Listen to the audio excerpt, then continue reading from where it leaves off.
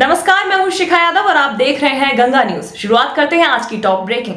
बांग्लादेश में हिंदुओं के खिलाफ हिंसा और नफरत थमने का नाम नहीं ले रही है। बांग्लादेश की राजधानी ढाका में हिंदुओं के दुर्गा मंदिर को तोड़ दिया गया। इतना ही नहीं, ये विध्वंस बांग्लादेश की पुलिस और सैन्य कर्मियों की सहायता से किया गया और विध्वंस स्थल से प्राप्त दृश्यों में दिखाया गया कि बुलडोजर संरचना को गिरा रहे थे।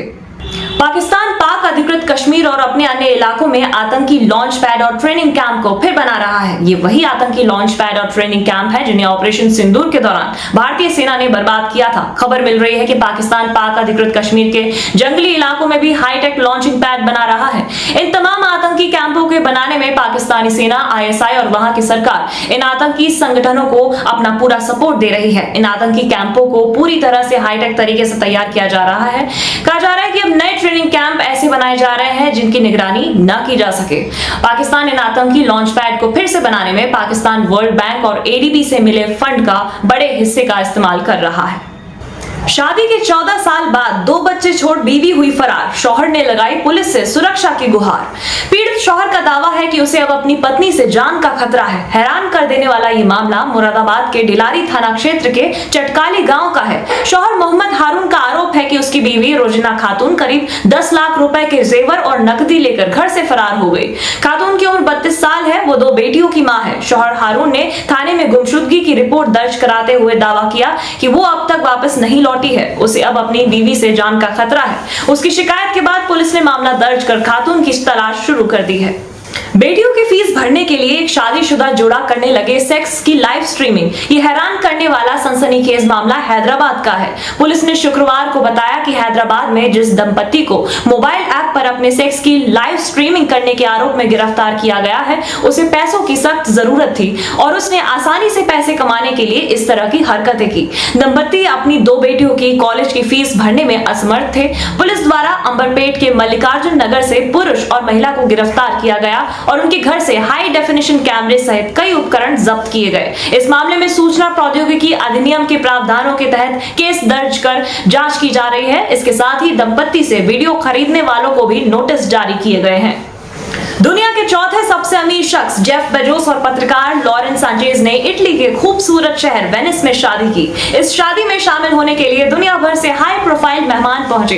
इनमें अमेरिका के राष्ट्रपति डोनाल्ड ट्रंप की बेटी इवांका और दामाद Jared Kushner, Bill Gates, Oprah Winfrey, Orlando Bloom, Jordan की क्वीन क्रिस जेनर, किम और क्लोई कार्दाशियन जैसे बड़े नाम शामिल रहे। ये भव्य शादी समारोह मीडिया की नजरों से दूर रहा, लेकिन अब कपल की पहली तस्वीर सामने आ गई है। शादी के बाद सांचेज के वेरीफाइड इंस्टाग्राम अकाउंट से शादी की 2 तस्वीरें पोस्ट की गई हैं। फिल्म बॉर्डर 2 से बाहर किए गए दिलजीत दोसांझ। मीडिया रिपोर्ट्स की माने तो डायरेक्टर निधि दत्ता की फिल्म बॉर्डर 2 से दिलजीत दोसांझ को हटा दिया गया है। बताया जा रहा है कि फिल्म के मेकर्स और एक्टर्स ने मिलकर ये फैसला किया है। सभी का मानना है कि दिलजीत को इस प्रोजेक्ट का हिस्सा नहीं होना चाहिए। दिलजीत दोसांझ अपनी फिल्म सरदार जी 3 को लेकर विवादों में है। सरदार जी 3 में पाकिस्तानी एक्ट्रेस हानिया संग काम करने को लेकर सिने एम्प्लॉयज और भारतीय दर्शक काफी गुस्से में हैं और दिलजीत को फिल्म से हटाने की लगातार मांग कर रहे थे। दर्शकों का कहना है कि कश्मीर के पहलगाम पर अटैक और भारत के ऑपरेशन सिंदूर को लेकर हानिया आमिर ने भारत के खिलाफ दुष्प्रचार किया था। ऐसे में दिलजीत का उनके साथ काम करना गलत है। हालांकि फिल्म मेकर्स का अभी इस बात को कंफर्म करना बाकी है। संविधान की प्रस्तावना पर देश में चल रही बहस पर बोले उपराष्ट्रपति जगदीप धनखड़, किसी भी संविधान की प्रस्तावना उसकी आत्मा होती है। मर्यादाहीन तरीके से संविधान की आत्मा में बदलाव किया गया। संविधान की प्रस्तावना में जोड़े गए 2 शब्द नासूर है। इस संविधान की आत्मा का अपमान है। भारत को छोड़कर किसी भी अन्य देश के संविधान की प्रस्तावना में कोई बदलाव नहीं हुआ है। मध्य प्रदेश कांग्रेस के अध्यक्ष जीतू पटवारी ने कुछ दिन पहले वीडियो जारी कर यह आरोप लगाया था कि एक लोधी समुदाय के व्यक्ति के साथ विशाल यादव नामक व्यक्ति ने मारपीट की और उसे मल खिलाया। हालांकि इस मामले में अब नया मोड़ आ गया है और पटवारी पर यह आरोप लग रहा है कि उन्होंने ये आरोप समाज में नफरत फैलाने के लिए लगवाया था। इस मामले में अब जीतू पटवारी के खिलाफ केस दर्ज कर लिया गया है। इस मामले पर SP विनीत कुमार जैन ने कहा, कल गजराज लोधी ने अशोकनगर के कलेक्टर से व्यक्तिगत रूप से मुलाकात की और उन्हें एक हलफनामा सौंपा जिसमें कहा गया था कि कुछ कांग्रेस नेता उन्हें ओरछा ले गए जहां उनकी मुलाकात जीतू पटवारी से हुई। जीतू पटवारी ने उनसे कहा कि मुगावली गांव के सरपंच द्वारा मल खिलाए जाने का आरोप लगाए और इसके लिए उन्हें रिश्वत दी। बाद में उन्होंने कहा कि इस बारे में लगाए गए आरोप झूठे हैं और उन्होंने जीतू पटवारी की मांग पर यह आरोप लगाया है। इसके आधार पर जीतू पटवारी और उनके सहयोगियों के खिलाफ बीएनएस की विभिन्न धाराओं के तहत मामला दर्ज कर लिया गया है। इस मामले पर प्रतिक्रिया देते हुए ज्योतिरादित्य सिंधिया ने जीतू पटवारी का बिना नाम लेते हुए कहा, पूरे राज्य के लिए जिम्मेदार व्यक्ति के लिए इससे ज्यादा घृणित कुछ नहीं हो सकता। वो अपनी पार्टी के कार्यकर्ताओं के लिए किस तरह का उदाहरण पेश कर रहा है। शायद देश ने कांग्रेस को उसके सही स्थान पर बिठा दिया है और कांग्रेस अंत तक वहीं बैठी रहेगी। हर चुनाव की तरह इस बार भी इंडिया गठबंधन ने खोला चुनाव आयोग के खिलाफ मोर्चा। पटना में इंडिया गठबंधन की संयुक्त प्रेस वार्ता में राजद नेता और पूर्व मुख्यमंत्री तेजस्वी यादव ने चुनाव आयोग पर आरोप लगाया कि बिहार चुनाव से पहले मतदाताओं के नाम सूची से हटाए जा रहे हैं। आचार्य श्री विद्यानंद जी महाराज की 100वीं जयंती पर पीएम मोदी को मिली धर्म चक्रवर्ती की उपाधि। इस मौके पर पीएम मोदी ने अपने संबोधन में कहा, श्री विद्यानंद जी महाराज का शताब्दी समारोह एक युग की याद दिलाता है, एक महान तपस्वी के जीवन की याद दिलाता है। सरकार आचार्य श्री विद्यानंद जी महाराज के आदर्शों से प्रेरित है और सभी योजनाओं में पूर्णता प्राप्त करने के लिए प्रतिबद्ध है, ताकि ये सुनिश्चित हो सके कि कोई भी पीछे न छूटे। आचार्य विद्यानंद जी के आदर्श सबका साथ, सबका विकास, सबका प्रयास की भावना को प्रतिध्वनित करते हैं। सरकार के 9 संकल्प जैन मूल्यों से प्रेरित हैं।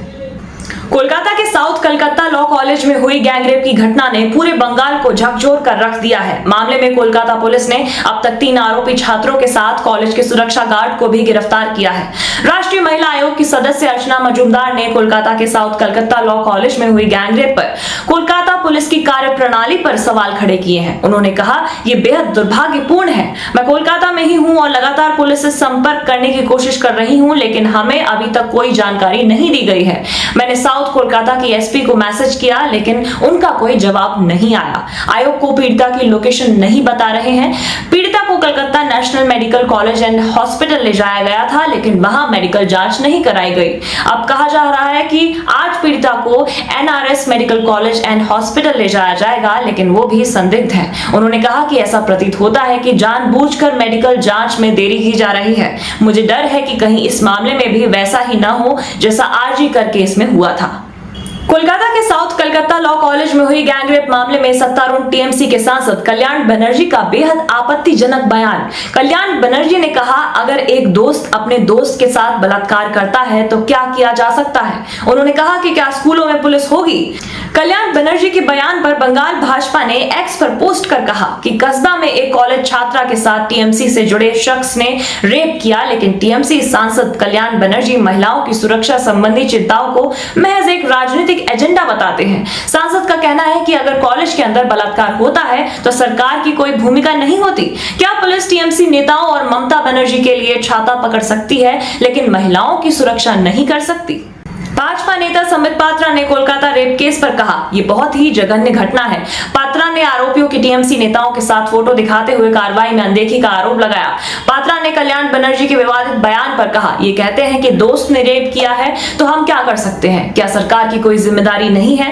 टीएमसी सरकार हर जगह पल्ला झाड़ लेती है। संदेश खाली में यही किया, आरजी कर मामले में यही किया और अब इस मामले में भी यही कर रहे हैं। ये बेहद दुखद है। आज के लिए बस इतना ही। देश दुनिया की तमाम खबरों के लिए जुड़े रहिए हमारे साथ और देखते रहिए गंगा न्यूज।